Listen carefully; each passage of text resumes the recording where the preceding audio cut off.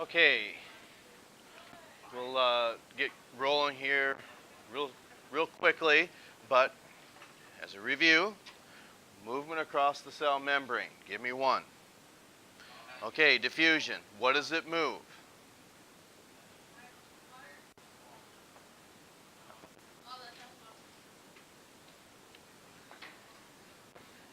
Something very small.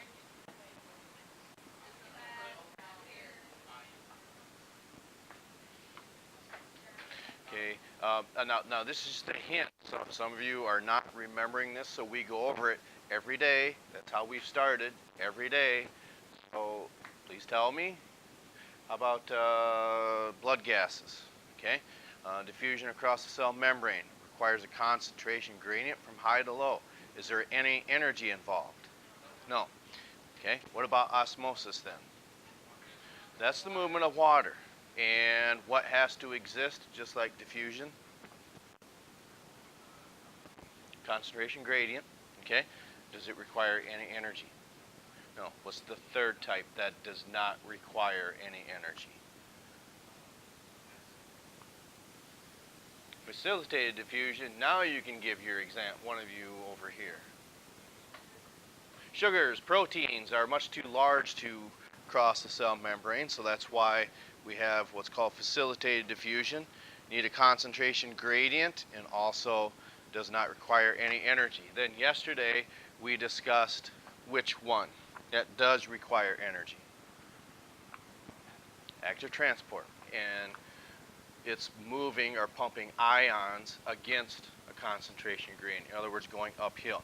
Okay, this is a type of activity that we've only briefly mentioned, showing you to do this, but I want to put it into context.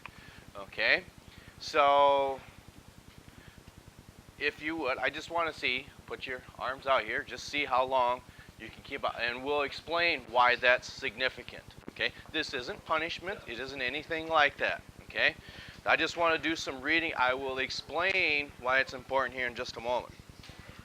Some of you know, okay, when it comes to when you buy a new engine, whether it's in a car, a bike, whatever, what do you need to do to that motor first? Break it in, because, okay, so when we do that, okay, when you look at a tachometer, does anyone know what, it's right next to your speedometer if you have one. That's the RPM gauge. So it goes from 1, 2, 3, 4, 5, 6 is maybe okay, but 7 and 8, they means 8,000 RPMs. Typically, when that needle gets over to 7 and 8, what type of zone would you call that? It's in the red zone, red lining.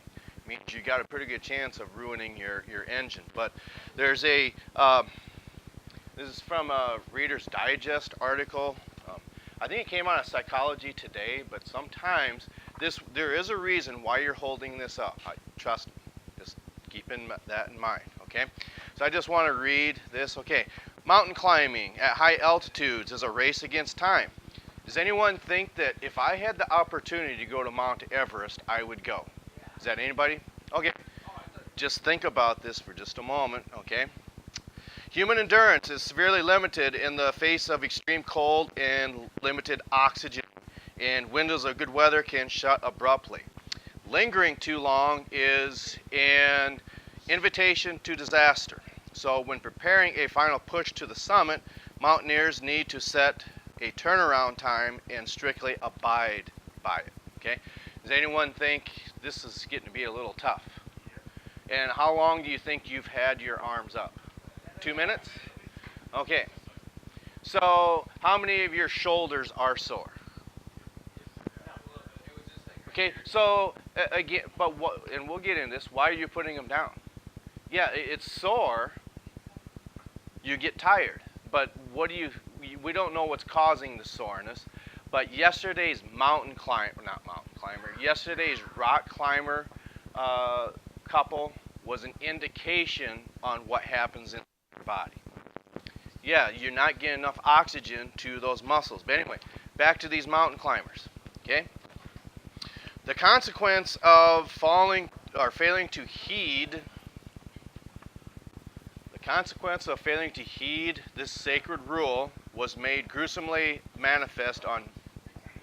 You're making this more difficult, people. All right. On May 10th, 1996, on that date, an unprecedented number of climbers were preparing to make the final stage of their ascent of Everest, including 2 commercial teams of 16 customers who had paid as much as $65,000 each to reach the top of the world. For expedition leader Rob Hall, getting his clients safely to the top and back meant abiding by a turnaround time of 2 o'clock. Okay? We also got to take into account what's it like up at altitude on Mount Everest, do you think? Yeah, it's hard to breathe. Why is that? The atmospheric pressure is a lot lower than at sea level, so that allows the oxygen molecules to really spread out. So it's much, much harder to breathe. Now, one of the things that I've noticed, okay, you ladies are having a pretty, you're doing a good job of holding them up. That would just kind of, let's say, reinforce yesterday's video, okay? But anyway, back to these mountain climbers. Their turnaround time was what? 2 o'clock. Keep that in mind. So what other adverse conditions might take place up on a summit of, even in the Black Hills, or called the Appalachian Hills, I still call them the Appalachian Mountains, or Rocky Mountains. When you get that high, what can the weather do? You can get cold and you can get miserable there pretty quick. Okay, 2 o'clock turnaround time. The turnaround time came and went. One by one, climbers straggled to the top, briefly celebrated, then ascended. Okay, so what do you think is going to happen here when I'm reading this in the next 2 minutes? Okay, well, maybe. Okay. Okay, so they briefly celebrated. Hall remained waiting for the last of his clients to reach the summit. Finally, at 4 o'clock, the final straggler arrived, and Hall headed down, but was too late. Already a deadly storm system had begun to close in, lashing the mountain with hurricane-force winds and white-out snow. Stuck on Everest's exposed face, 8 climbers died, one by one. Hall was one of the last to succumb, trapped a few hundred feet below the summit, paralyzed by cold and lack of oxygen. He radioed his colleagues at base camp and was patched through a satellite to his wife back home in New Zealand. His final words, I don't know, you want me to continue, or have you heard enough? And there's not a lot left. He says, "Sleep well, my sweetheart," he told her. "Please don't worry too much. Today his body remains where he sat." So he sat down over 20 years ago. Well, no, not quite. Yeah, 21 years ago. And he's probably still sitting right where he sat down 21 years ago. Now, so why would that be? Why do you think we haven't recovered the body? Maybe. I don't know. I don't know if this article is ever updated. But why do you suppose it's still there? Well, it wasn't so much that, but it's probably too difficult of a mission to send up there. But anyway, so we have a competition going here. Okay. So what this article goes on to talk about is this Mr. Hall. He fell victim to a simple but insidious cognitive error common to many types of high-pressure undertakings. I call it redlining. Anytime we plan a mission that requires us to set a safety parameter, there's a risk that in the heat of the moment we'll be tempted to overstep it. Divers see an interesting wreck or coral formation just beyond the maximum limit of their dive tables. You know anything about diving? If you stay down below the water too long and ascend too quickly, you ever heard of that disorder? It's called the bends. Okay? What's happening is the nitrogen is then forced out of your blood into your tissues. And when you try to surface too quickly, you can't get rid of that nitrogen quick enough. But if you just raise really slowly, that nitrogen gas just diffuses really slowly into your lungs, and then you exhale it. But if you don't, bad things can happen due to the bends, okay? It's beyond the limit of their dive tables. Airplane pilots descend through clouds to their minimum safe altitude, fail to see the runway, decide to just go a little bit lower and possibly crash. Okay, so if you're wondering why you were doing this, this was an interesting article. It is an older one, but let's see here. Okay, here it is. It's called Double or Nothing. Okay. In February 2003, a group of foreign tourists visiting Northern California prepared to watch a hot air balloon take off the Domaine Chadron Vineyard, Yountville, I believe. Okay, so shortly before 8 a.m., the ground crew were untethering the inflated balloon when one of the tourists, a 33-year-old Scot named Brian Stevenson, grabbed hold of the basket, apparently in an attempt to help. The pilot lit the propane burners, and with a roar of gas, the flame of the balloon, with a roar of the gas and flame, the balloon began to rise. Stevenson held on despite a chorus of shouts from the ground urging him to let go. The balloon quickly rose 10 feet, 20 feet, 40 feet, 100 feet.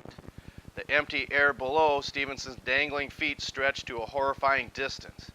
At 300 feet, he could no longer hold on.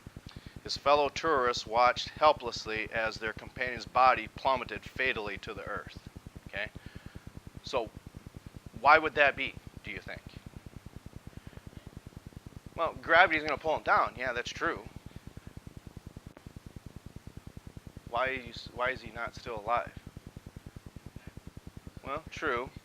We got 2 people here still alive, but the rest of you already succumbed a long time ago. Your shoulders just couldn't take it. And here, you're sitting on the ground. Okay? So what happens is when he grabbed a hold of that balloon, and he talked about the air dangling underneath, eventually, what do you feel your shoulders doing? Do we feel one of these happening? Okay, well, picture you're hanging on the basket. All of a sudden, your forearms are probably the first ones to go. Then eventually, your hands, they can't hold on any further or any longer. And it's not that you have a choice, but you just physically can't. Okay, probably just like those climbers up on the mountain. You just physically can't go any further. The body just can't take it. Down they go. Okay. So, yeah, put them up. That's right. So, are we keeping track on our watch? Okay. You see, if I was doing, I'd keep doing that because maybe that gives you a little bit of a rest. You know. Nah, not really. But is there any soreness in your shoulders? Okay. And what's happening is we said there are 2 main areas, oxygen, 3 main areas oxygen needs to be sent constantly. You need to send oxygen to your brain. Then what special muscles? Your heart and your diaphragm. So anything else, your leg muscles are going to eat that up the quickest because those are your largest muscles. But you're not using your legs. You're just using your arms. So eventually what's going to happen is lactic acid is going to start building up, and then that's where this is starting to tingle and hurt a little bit. So then you just put your arms down, and who's going to save themselves in the balloon? Will it be this individual or this individual? Okay. All right. So we'll continue, okay? So from yesterday, what 2 examples did we see with human body limits? Rock climbers, and basketball. Okay, so next we're going to see endurance swimming. How many of you think that even just running a marathon would be terrible? Is there any? So if you had your choice, do you think you could walk a marathon, or would you rather swim a marathon? You swim one? All right.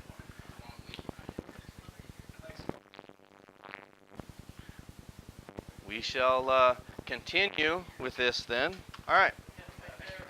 So hopefully you can see the validity of holding these up. Like I said, obviously what might be going through this individual's mind, he's holding on, and you look below and it's it says 300 feet. Who's say it's any difference? That's a very long ways. But what it's talking about, I should have maybe read a little further.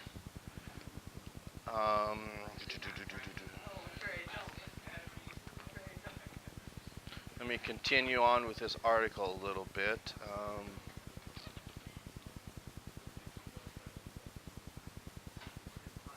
Okay, it just says, if a balloon unexpectedly begins to rise, a person hanging on can follow a deadly logic.